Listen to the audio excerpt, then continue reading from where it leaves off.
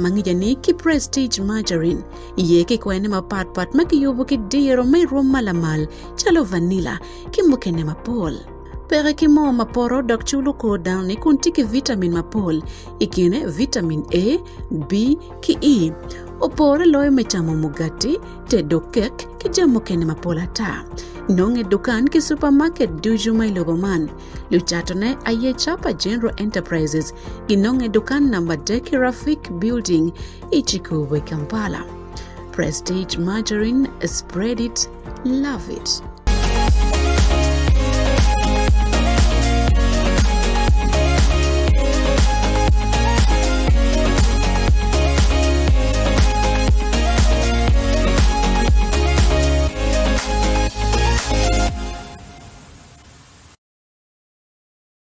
Apo in matako twal med dugu chen I yueyu manok enone wati furkan cha bit matika chake manyen ching baraja obedo kan dong chona fu iti twal.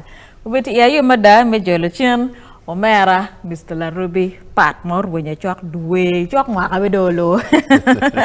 Para wai kay bijol dano kong imot dano kong irwenyi bedo kwena jo penyingu kwegu olo ibedo kwena kay waj kong kidogi. Foi matek.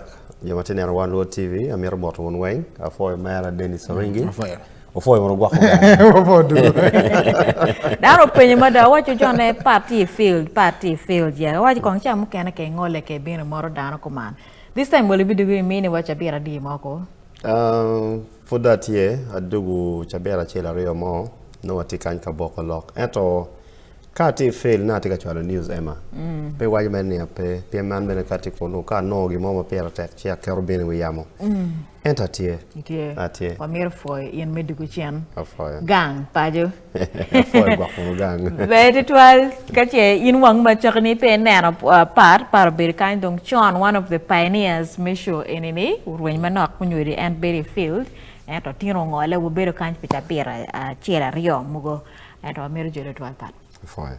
Oringi, atami tiama be. Yeah, tiama be. No mamero ne no kit me kor log no lu wa ko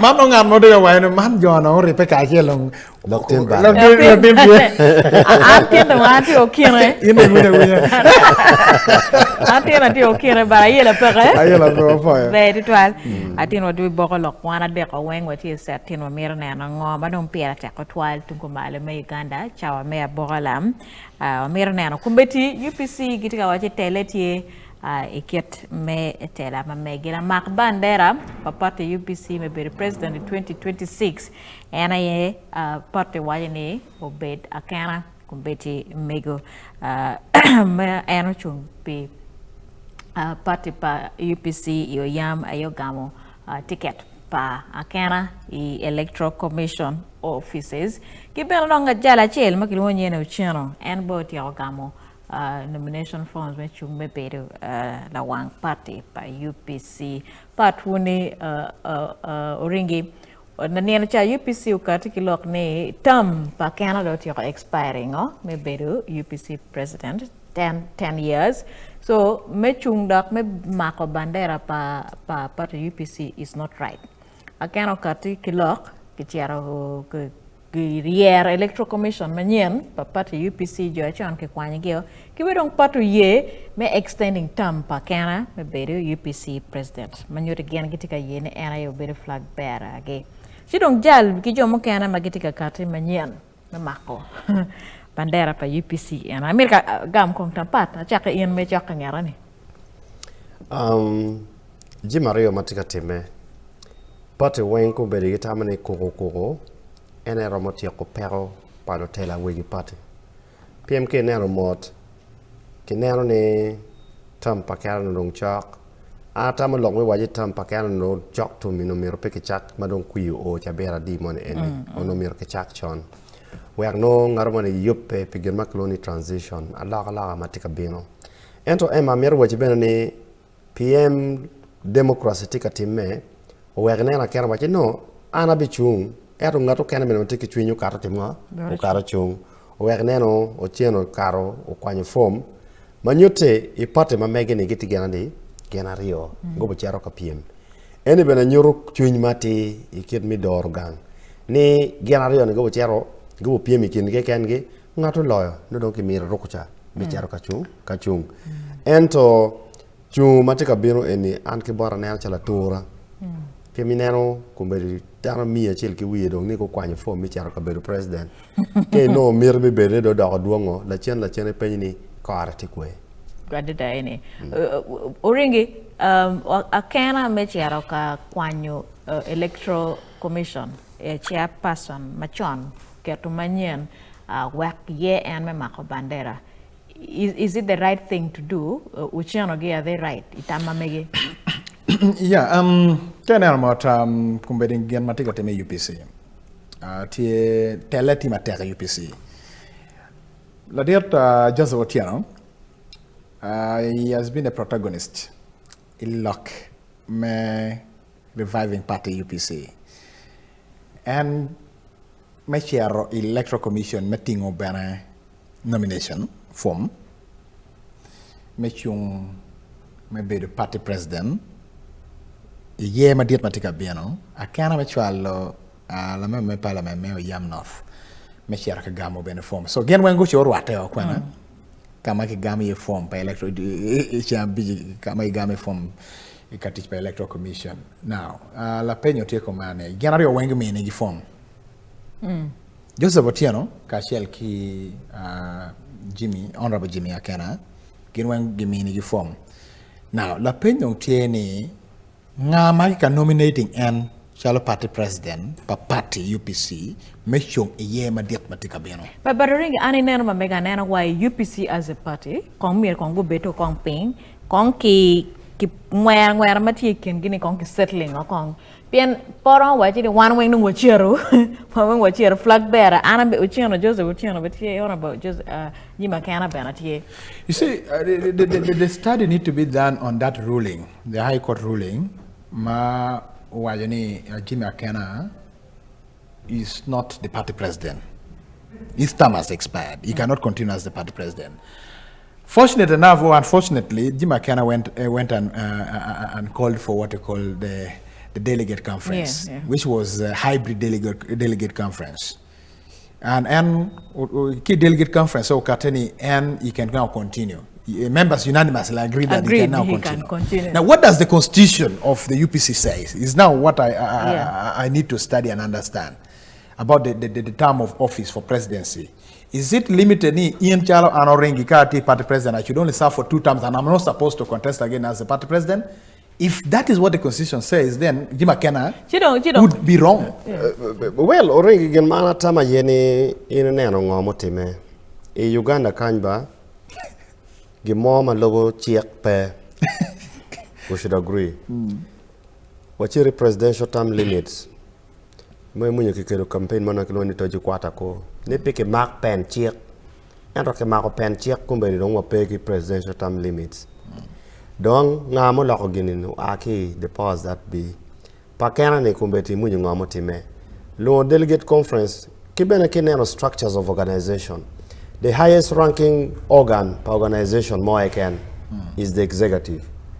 Kade bini secretariat. Don kaki lo delegate conference serves as the executive pa dul morning. PM itiki the founders ibino delegate, he been a secretariat. Secretariat, you are office here. They cannot make a decision on what technocrats. Those are technocrats. Ana kona ti head of ngo. Eto gena ge bino mena ka keno kana ka lwenye kom jomatingo secretariat. Eto secretariat PMO pong kidana ma pat matam gibene pat. Kake wilo gio, there's nothing that money cannot do in this country, Uganda ni. To twale ko o ikarmi delegate conference. Ini nera matime kai. Chochok NRM bucher delegate conference ma megi inambole. Dano weng pechero. Kit ma wajo na kanen nyuma ema beno wajo ni. Lwenye ini no miro ki yue ot ma futpo oi karmi kui. PM kado oi karmi kui kuma in char beno beru duong. Koko ni watika laro komti kenyu joma. I saw a story pa Jasper Igwel. Ma ki charo ke fon office pa UPC wadek. Pike tika ye Jasper yer lotela MPs me area ma megi. chide nen kon contention mo bedo tieni ni down to ka yoko wigi ke kengi ipenye ni what is the essence of primary elections. But also constitution pa jomone ring is point me waje ne kagen as UPC guye ne one party wachere party president one meta nyim kitam Majority voice. Is it legal ni high court emiro deciding for them? Because it was challenged. I think Joseph Ocieno is acting on the ruling of the High Court, declaring Akena to be out of office. That's what the Constitution says. And that's why Joseph Ocieno sees that UPC current as we talk is not having party president. No.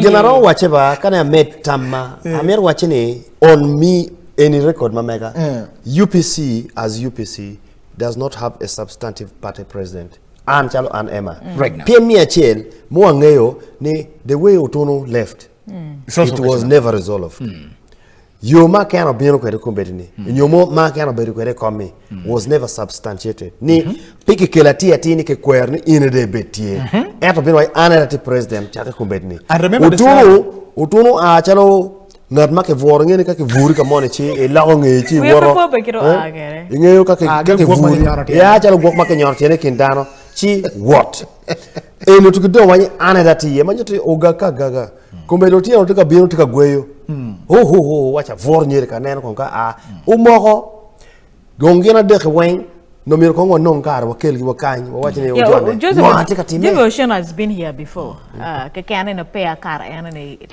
president so conflict ma megene tiene is a long standing issues 10 years 15 years ngamati the rightful president UPC PM kiri wajima kana rawache and I was serving in a dead space now kado yeni ananate president kikume let's put it to your constitution we are serving as a president. Because Jani was not legitimate. It was not legitimate. Angina na medena. Did any ano wakati watching any kadong where UPC as a party they didn't clean their house. How are they going to start cleaning it now? You see the way the members of the different political parties, not only UPC, this is across, even NRM, there are a lot of issues. Even the headline Martin Wajama top NRM top organ contestants, high delegates. Kano bol kui don't take a Kenya. So in only remember my party, my papa Matil Uganda came take a walk, take a walk against our ring motor Kampala. We have the clear set traffic rules, but the rules are not being followed by the drivers. But the rules are meant to be broken anyway. And that is the same thing that is applying also to the constitution of these political parties. Yes. They are not following what the constitution is saying. NRM constitution when it came to the primary election. The primary election dictating clearly what is supposed to be done, but they left out the constitution and then they were now implementing the decision of the party chairman. But anyway, we met kondaka nyim fudaka ye iket party UPC makite wa ikumbeti Bertrand Mongi tika chu twe piadang piarario we beer wing eno le bon kitika wachu lawyer le bon ngarama ken the PM ikum unopposed Bertrand Mongi kumbeti ka PM ilera site be woman MP alongside Mego General Acheng, kitia wachine en me mako bandera pe UPC kumbeto karo unopposed. Of course, and it's not news. Everyone saw it coming in a way. Bedo waine UPC kumbedi is stronger than before. Tutwale ilao kitika ugeni kita waine gibichiaro I primaries kita NRM wati mamegene. So ke kar primaries na be chide mako bandera mamegi kubichiare I constituencies mamegi wang teke kama gingene chwa pa UPC TA madwong. Kar pamongi is not a surprise for me. Well, Emma, ingeo katen ke karne amoyo karo mochung UPC mangarmo mochung ikomepe eni bene wero I penye ne UPC benefuti style pa watermelon ne kala ngegi part iye bene pare pia mi kar mo kara ngechi munyi ngomo berati me propaganda berutie ne amoy gweyo di kalpa NRM ero chero vorwe jokon pa UPC and that is the political clashing where no ne pike poko kene ni initi ngo anati movement iti UPC ke jeti party money chani chi kai nero karati ati kuma eni mane konyogi mikato record ati ni an kirika tika tuko kita ki waina tuko di kalpa NRM food ati party mamega chalo an that gives them a bit of class kiben again matia yeni loin mi bino ka chung kene tika nyurati ni she's still a very strong person PM ko tiche ilao joma munyu pressure ne banetie kono gwagdo kamatika ai yedo mi charo ka chung kumedi ni sitni ene neno charo ka le ko wati en chware PM loenye mo bedo kono matek donc ka ngaro mo pe ka chung kome pe nyuru ni di baro do ire tuolo PM fotiki opponent mo kene ma dit mo bo charo ka ngo karwate kwede do bo charo karwate gini nga o bo charo karwate ke mego Ruth Jen aching ma bene noni kumbeti jomorie ko machien ke kente chok gena bichel manyuti gena bichel aberne weng gubu chere kampa chel kaneno ngamo bo loy me bedo la do ot me lera city lointi ma det uringi party UPC me katigi strategy me primaries any wang ma chakgi pa we ape po kai 2021 2016 gubere kigen makiloni primaries any better way is an easier way me sorting out dana maduang magitika mera chungite bandera ba part political parties ma part. It all goes back to the constitution of the party. What does the constitution of the party says about primaries? Awajo makanyi pa NRM wajo ni there must be a primary, especially where 2 or 3 people have shown interest or more. What determines who is supposed, how the election is supposed to be done, the aspect of bylining has never been captured in the NRM constitution, but the primary has to be there. But the mode of the primary is supposed to be determined by the SEC. That's why local line occurred. Now, for UPC, I have not yet studied their constitution. I don't know what exactly happens. I needed to start the constitution. What does it say about the primaries by UPC? Are they handpicked? The Chapieto Karangage reporter wa megwa just by Gwelo Beruka actual report kind teleti batek. Atikane ken yo momero ngamo mak bendera pa UPC kamano dana ria de okarie magitika miro gashume bedu la meme parliament a party me UPC come. So how did Amonging emerge unopposed? Was it that nobody ukate me pmi doge then Jomo Kenen the 27 were they the only people who submitted in the application for that position? Because there were a call for application that happened in Kampala at the Uganda House. So in only things are being done at the Kampala level, but what about at the local level? I thought, in my view, was supposed to be done at the district level, that Kaiti Kamerashun, member parliament, any part of UPC, you can submit your application at the regional offices. Do they have the regional offices to motivate others also to show interest? Make sure you part earning. If it's a Kampala affairs, I am not surprised to see a better Monging emerging unopposed because Chware ti party president. Chalket ma umera para waju kerene. So they could really find all possible ways to see she emerges unopposed chalket ma ultimate.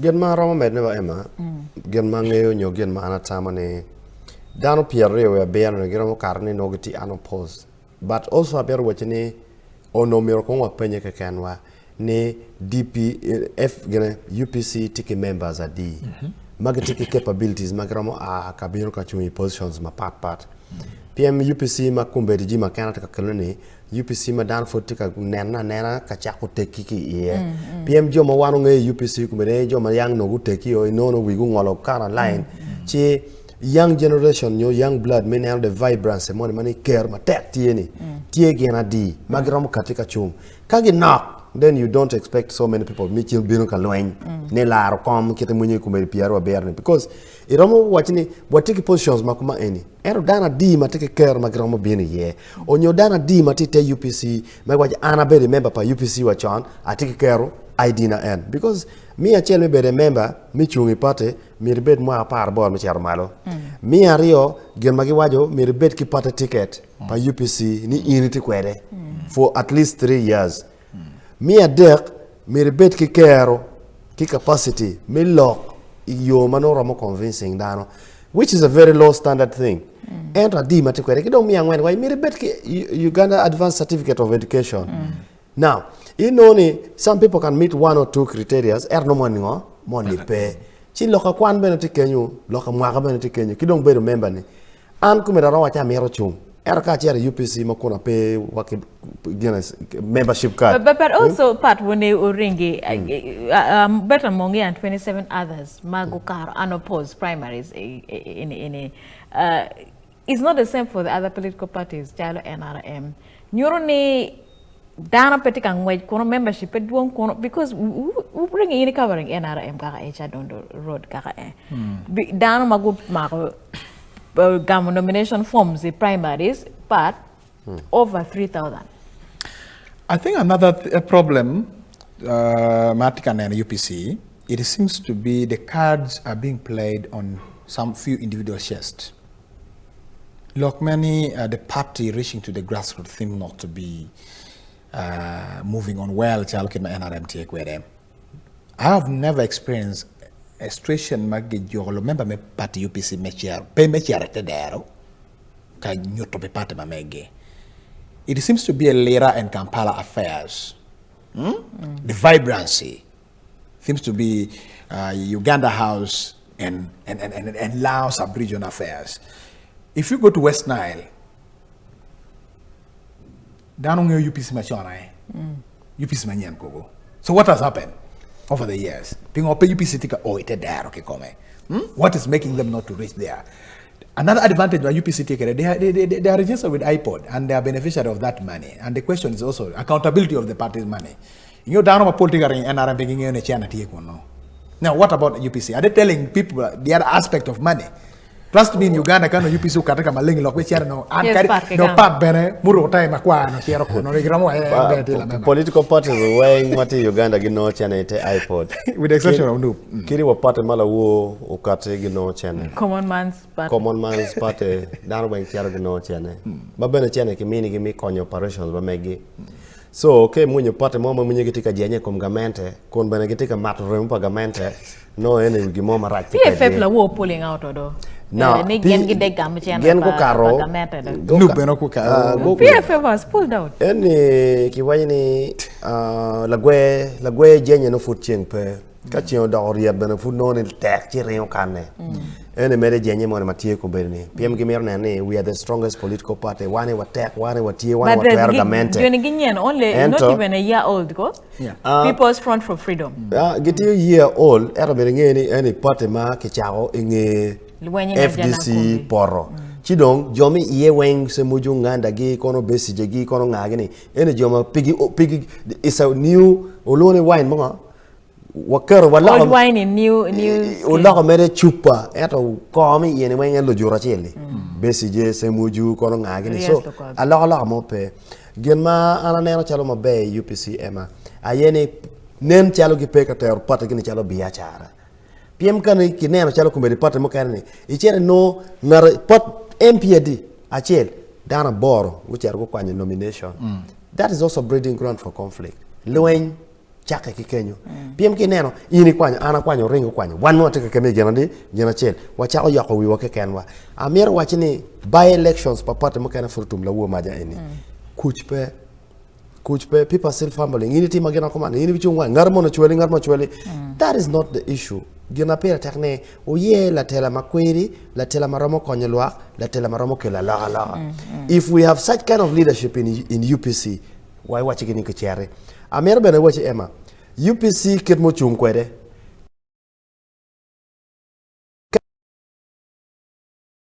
Yenge. NRM take a water America more can everywhere get here. PM get tela. Bini party machalo UPC. In Kechero allow sub-region ki to UPC ibi dugu la bonwi because people respect their party to the last drop. So it's fair to say the political parties when are regional affairs. Regional affairs because Kechero UPC. Emma Amir wajini petia chulimo on record. This is on my side. Petia chulimo maramo cho dikochon. Wajini tin gena komante kateme ya chula mero lokwedu. Ma peke wilega wile chikitiyo kikiterogi. For example, iba peje. Onyo ka underground. Who can mobilize actually team me wajini gina command tie what choka actually when what chiro kama command. Kay munyi loka deck tie, e munyi loka allowance tie go pong. Bena ke yoga ka moya can go be. So itika wache gina gora actually pe. Gina gora actually pe nyongat marama gora actually kara chil kumeri. For me There's no it's common not agenda. there. There's no common man's perspective. Ento Jimmy Akena chero be radio logo wadi. Ashele again. Langi warwata wono command Lang Square. Nen geto pongele. It will pong my to the narrow. So there's a command, there's a voice that can still speak to the heart of the Langi people. Energy makana. O we okay now. Ana beru ka covering karma Cecilia to Gualotone. Inge gana ke wajo. You know why this young girl in Akulu ne chair parliament? Jima kana wajini ka obini lok palang, mama ko lokum lang, and it is not a national affairs. The politicians madon including President Museveni o we lok lang ching lang. Don't interfere. And that tells you, ni one foot here. So Karo pa wigi primaries again better among and 27 others unopposed the primaries any. It's not a new thing. It's not a new thing. And la penya yetiene want there other people magitika chung. No mir one an influx of down me berry party UPC like one NRM, you know. And I watch in a chill.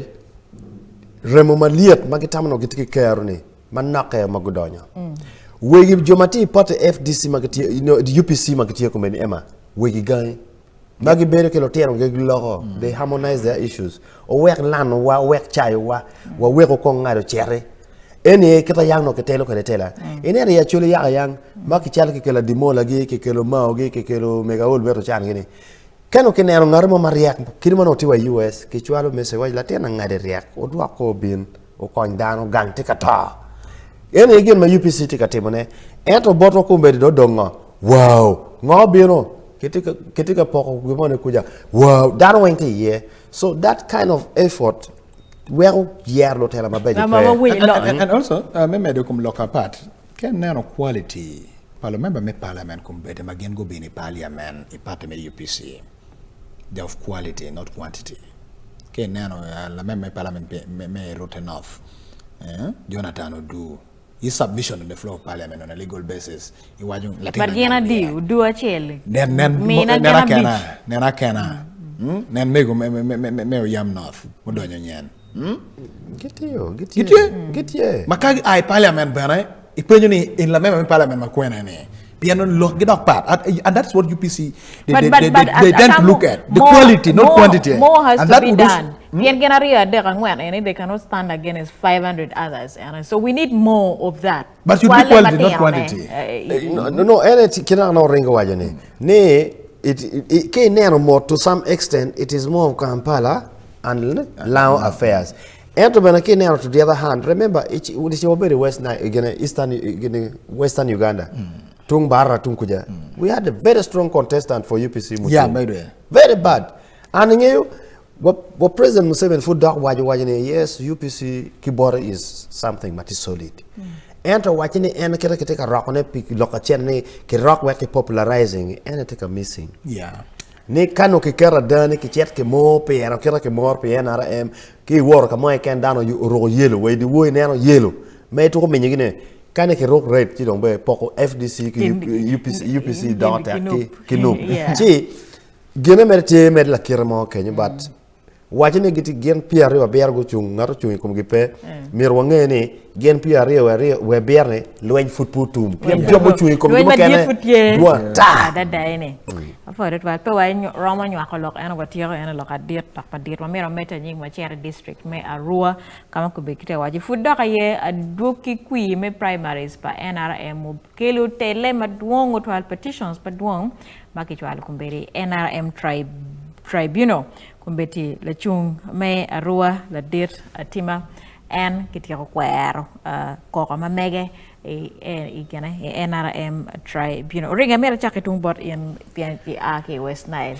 la dir atima me losing koko ne a tribunal en ne na why botime Jackson honorable Jackson Leah Tima and for losing and koko magi kere kome the Ocieno Mito Bedo is a businessman called Deborah Ronald.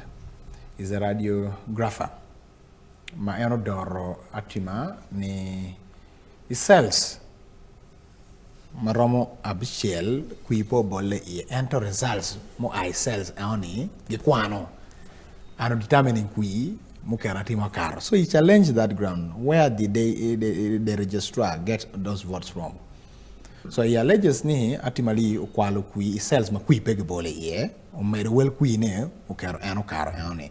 So NRM tribunal looked into his petition and Ogamo throwing the petition out. And why no? So losing the losing petition. So he has won the petition. He has won, but the person who challenged him lost.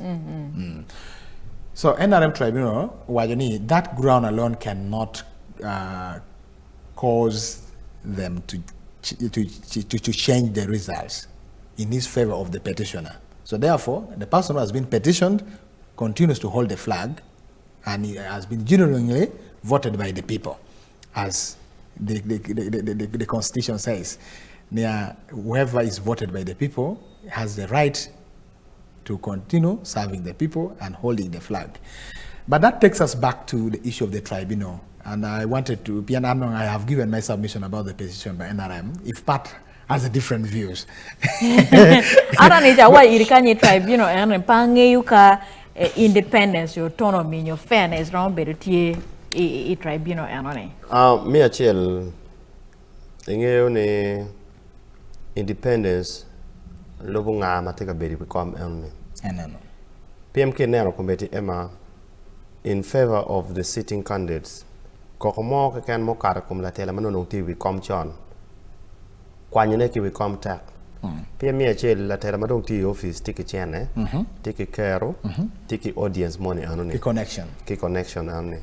Chi no ni jomano tika PM kwetini they don't benefit. Well, all the other candidates are contesting against incumbents. Cases good losing. Me chain. Me a real. Kadon kumbeti NRM tika handling 400 to over 500 cases of election rigging. Anytime ma dit in ma wan tika logeni. Kibi kwalo la kwe. PM anluar na petie lokom NRM loka jirani pigay nero. And lok mama kon luak in communities where your problem should be. Ka NRM po yue art ma be. Pi wajine electoral commission ma dete po yue art ma be.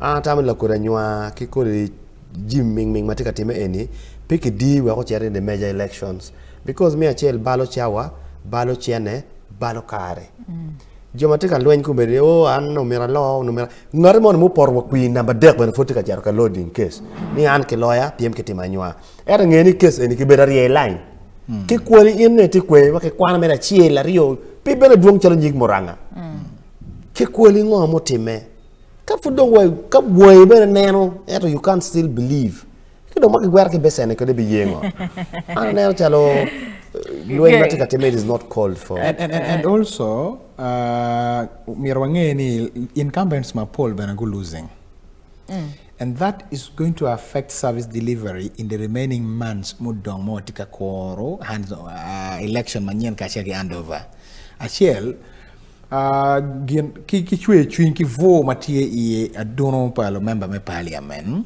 magian kumberi a serving magian go poro kui ene ka NRM temo ni mekelo jemoni merge lock e don kare mu dong ene magiti yo pemi ku e madete jeme on po ka karma be because a shell nyogomono ka beru tieni why are we changing this in favor of who so they now have a belief ne joma Giminigi bandera it is automatic. They will go through. So meaning they will not love discussing things that will favor their colleagues who are coming. And this is going to be a very big setback ni President Yoweri Kaguta Museveni. Yes. And picking up more Matia Pimidogen in Pierre Boro. He's just waiting to be declared a sole candidate in Pierre Boro. Competitive Fodi is a suspected sole candidate. Pian Fodi the NRM. Allora c'è il manok per te come ero dano ma gian gitu bol qui umero gian yang ni pego celebrating bana ne all is well no Marco Bandera penyuron ne kar ni cer pale Piebe boring Marco Bandera and actually NRM has not been easy walk in the park ba NRM prime was we shaking down ma duong so you know yeni kongo celebrating manok for the time being because it has not been easy 3,000 people Pien jo muchung kwet gimagen guporo and their petitions have been challenged they will go and gang against and my right. Ma kon chena ni man you know what NRM you are celebrating about will end up going into the vu without impact. Just on a realistic ground, kenen ko ngamo teme ba degla ibi between Mapenduzi and Bosmic. If that is an example, makarama kwa nyene. Itamane kakiti wanyene kitika bolo kui. Is it worth me saying I spent over 300 billion, 300 million, not a billion, 300 million, just a by-election. And primaries and it take a teach million mere deck. They take a when you kaki born, and I million mere deck, gino bedu take mada. A penny gila wo, la wo bedi office by NRM. Kitty a penny watching it, uti you million mere deck, after we ought to be touch. Office take a leaking. Ping on a putti kitchen enemy killer laga. Because when you are spending money on a process, ma bene diriping you, Emma. An kano an wachu wano ringi ma ringi wal ine loy wow wano wachu inge wache newe but also Atam in takes us back to the question why is the election being very expensive? Commercialization of kui has become an ina why boro ringi jui ni one lu bol kui ai don wadoko lu boilo makonye pe tapati no bien ka lokedwa e chaka pe ni ha iwak ni chukari kono ngop so da mo ko mo pere and I work a bit quick but don't spending 200 million in a proposal of having the democracy during the conversation mo bedo make Kateki constitution other members were pushing for democracy ngarachelo waje me kiange niba this democracy thing it is an idea of a university lecturer not for a farmer.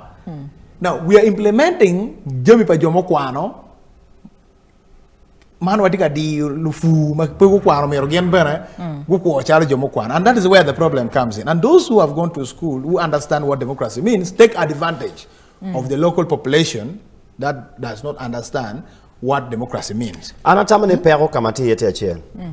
Yang no tiki gimon makilwane civic education.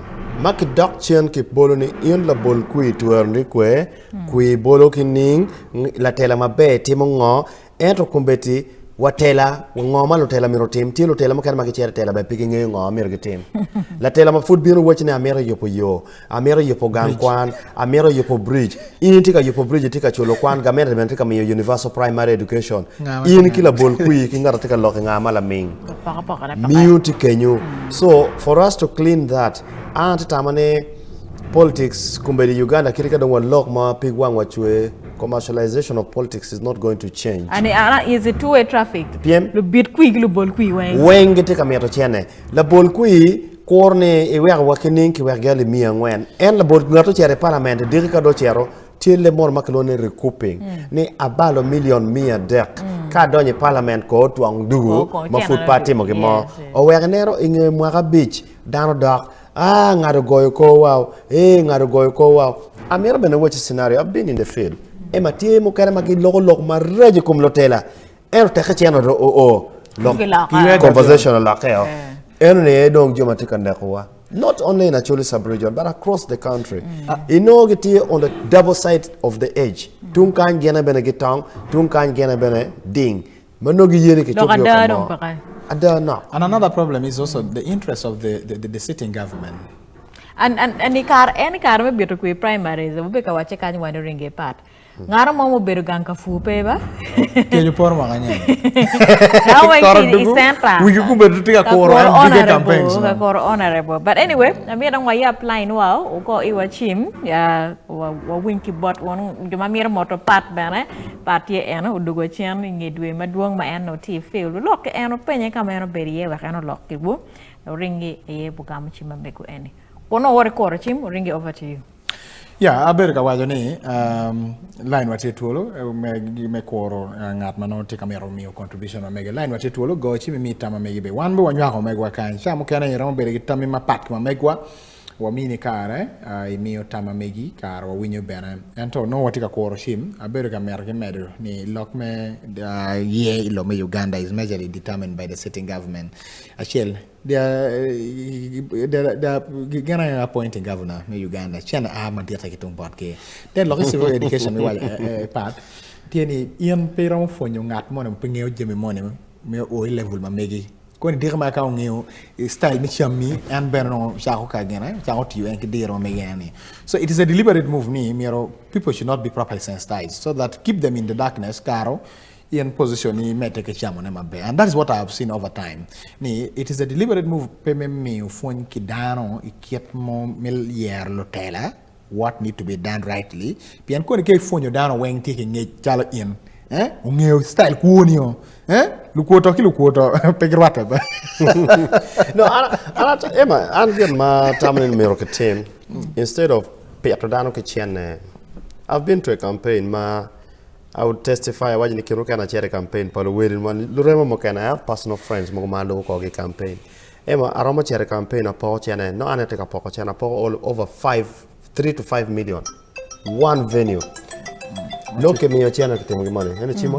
wati ngamo well ngarma te go chim Sharifa wafo choni ngo acho mamba Sharifa mota pat no mota ya be no tino nyewa na ka ya Apo he Sharifa. ana cho ma be in marriage be ko beti kan ma be we get ma te ka Saturday then tamati ma na ko ma ene loka bili cha mo cha ka wanya kumla ware bigine be loka lodge ku ma ke lo ke da ka ne chani atamane ka ni no gromo do ko chief ma chon ka pare che chal days ma de no mero ke be ka ra ni do pa police wala ko tu ko to mi war pa jo mo kene ben jo kene ke mi mu do ko ke chal tiu kere an ko we ma ne ko ma pare pe ke checking is costing a lot okay ani an kana gwa ka ro mo kero ke pin ko ke ni in lo ko ben is coming much all right wafo mata Sharifa for matter afara all right Sharifa mi tame kom lok manana wakata kere lok pa la pol abili mo waro lo do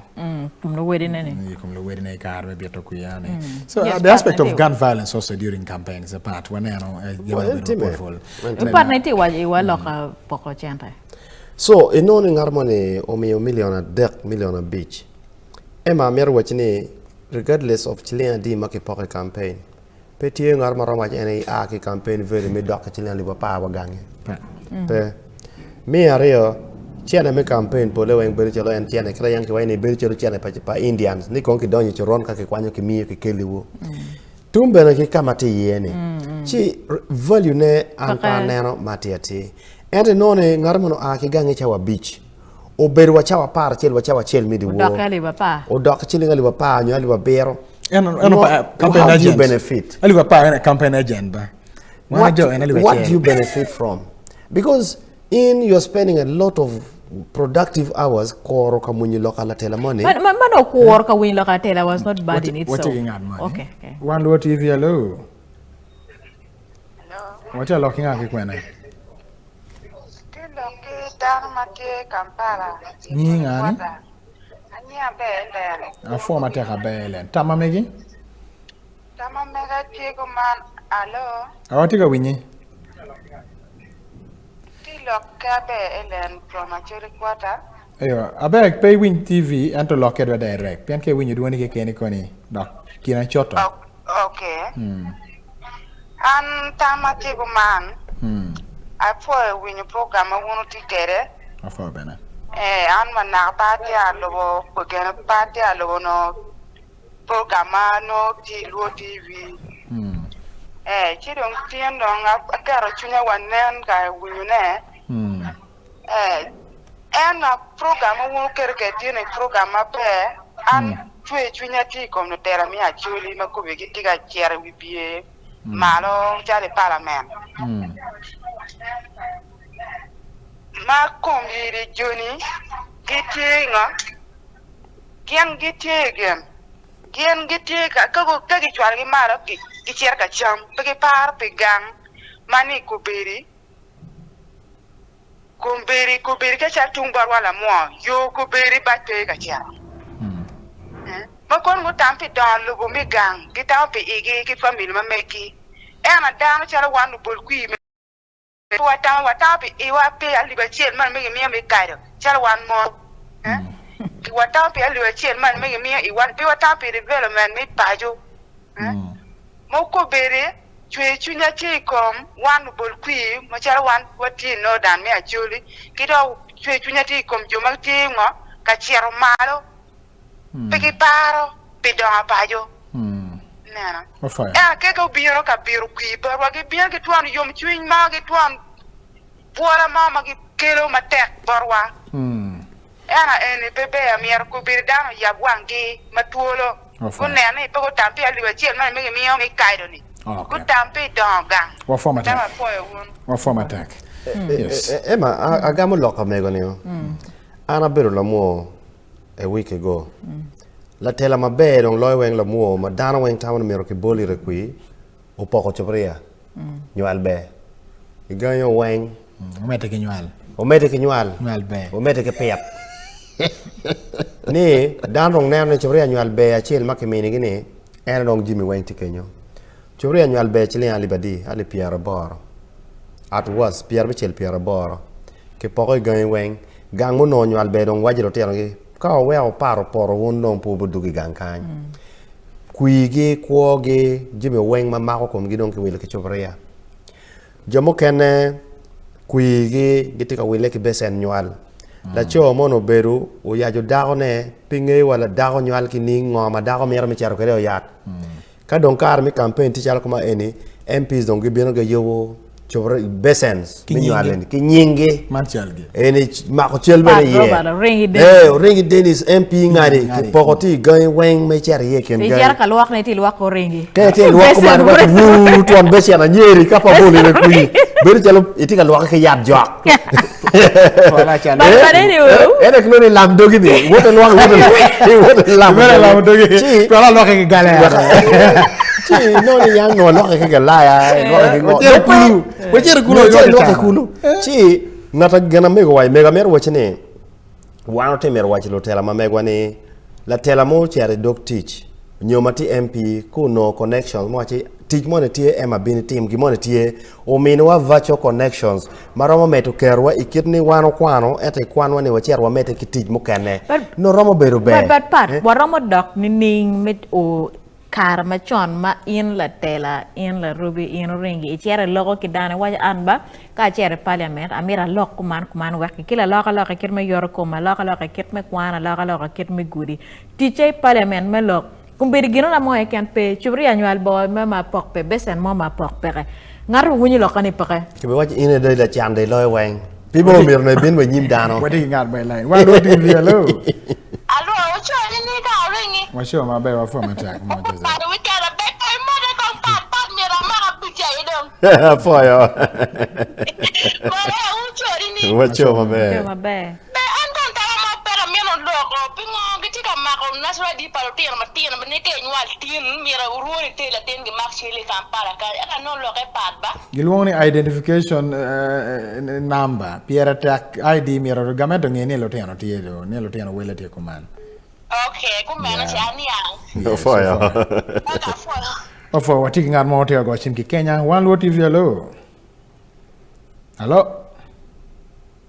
one lo TV positive 254 and tika go chin ki Kenya line of 42 lo waram winyi ki boti no tika meti ki gamal lo commercialization of politics Oringe won muteka wilo besen, otika wilo ambulance, otika otika chulo lotika ngang kwan, otika balo teach pagamente.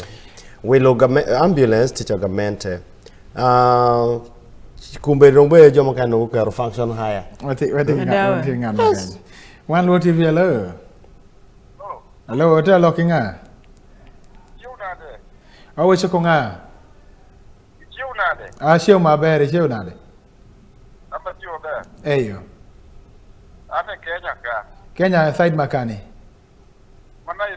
Nairobi oh sorry yeah and line no shoto So Kenya pero ma neno ni lukien gang kong mi achiel mirungeni pero ma por gangi onyoi gangi mirgi bet ke kero mi charo katia kone ka wan po chao tieko pero ma tieno ema chalo tagi ma bine gangi wa announcement kinini makichwala we radio kano anno radio na no pa kwano e mwini ke waini ngaido to ero ke chako kong jo mir ke chako waini lo tieno pa ngare mir ko kwang o ke chako ke MPs Wachwalo lok bot MP mi amoro, MP mi gulu. No kiti kwano nyingi ba? Radio. Beberu be to twal ko o. Do tieno gang no kwai do tieno nyira weng magati chogi mi rotim be obin ki soda chup kurera chela chel.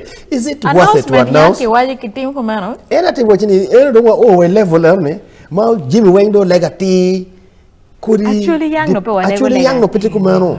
Ena do o we level ma ki mi announcement ngomo mi reward kwede. Ke soda. Chart ka ake kwe.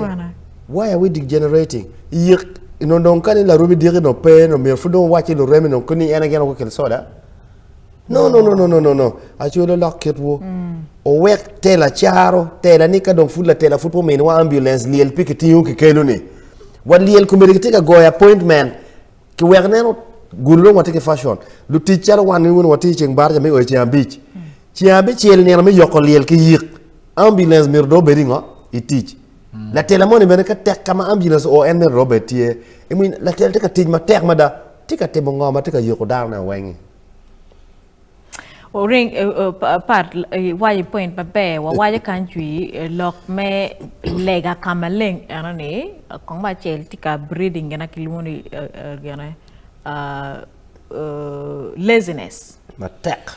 Dano do ngay ne ringi dirbo bina bi lego ringi chubria lego pat bestana lega kwaro kado lokado tumo ina we so lega broad daylight enin manu wa pereka teach erne ke go kon yungi mwa ka pierre lo tiana bo bedo ning ka wana idon wati lega kuma ina no and lega on all sectors lega kir kwa ke eliel lega nyom lega kir me chumi bibie live mer mo manoti center Pomer momero do ida chele di kada chele. Tika penye ina rege. Wati ngan mai winki badan. Wan lo TV hello. Hello, eyo. We do what bad. Wa fo mateka paro maperi. Why we go from Kenya? Kenya uche unenedi. What you were there? Wa fo yo paro peri your comment? I'm going to get the dog no bit, but more than we were there. Ayela pe wa fo yo do. Don't put up what we were there, a bit go to get one year you morma in a light form. Okay. You mono we you morma bear kitchen any guy. Okay, wa fo yo de. Go to a windy bear kitchen language, you know, mona me understand. Wa fo yo. I can't understand that language. Okay. Go to they would get more money. Ah, yeah. Okay. Beti wachi money. Dati wachi ni lok me lega ni pian chao kiana pula karawa blaming Lutela. Ero an blame tie dong ikum wana ye ni. Anu dano weng ba mege ti lega. Wege ti lega. Lutino ti lega. Dano weng tika lega. Ine anati wachi ni lega ni kiti leko ne across all borders. Kilego botlo chumi bibie, kilego idog nyome, ke in part dera teacher kan nyoma mer chiling million bit ki bora mer million chil ki bora ringi. Iliel wen ki tilega.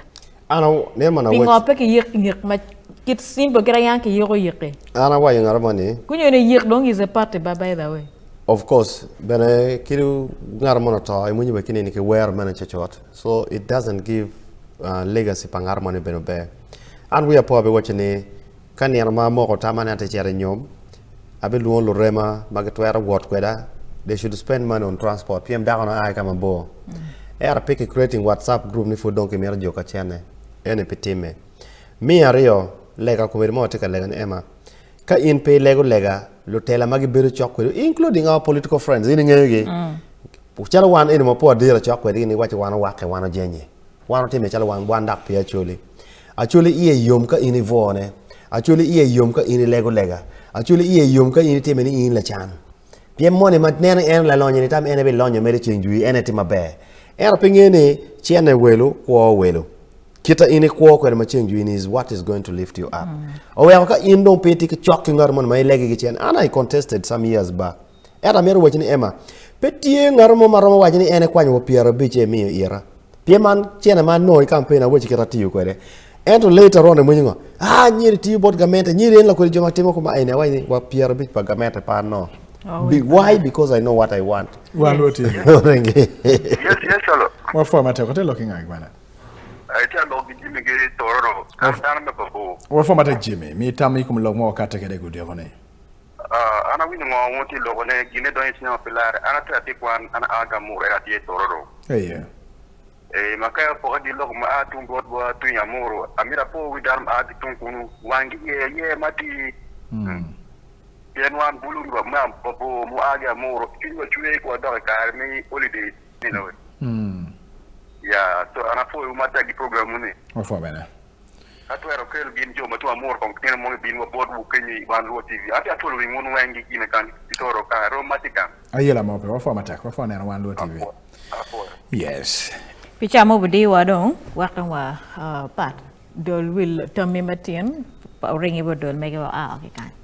Tamma ma pera ta yene wallo ji maduong enta kum ji mo wallo ni kwan gin maramo kala la karamo kelo ala kirma wano beru ko de chela choli watiu iyo mate onyo wanduo watiu iyo mate minen wa medu ker wa megwa ki ker par tenwa piem wan be ko beru kan mo lo gena pero ma la ko no kwanye bene pe gena per ta kana ana fo meta Man chala wan luo bena mer wan nong pate mo jengi ye. Pian no lo tok no da duongo bena cham kana. Amira fo dan me lao be chwak ma gitika me kom UPC. Amir na ngan mo me kate ke pate in West Nile bena. Then to actually bena. Me parting shot ne ano. Anano.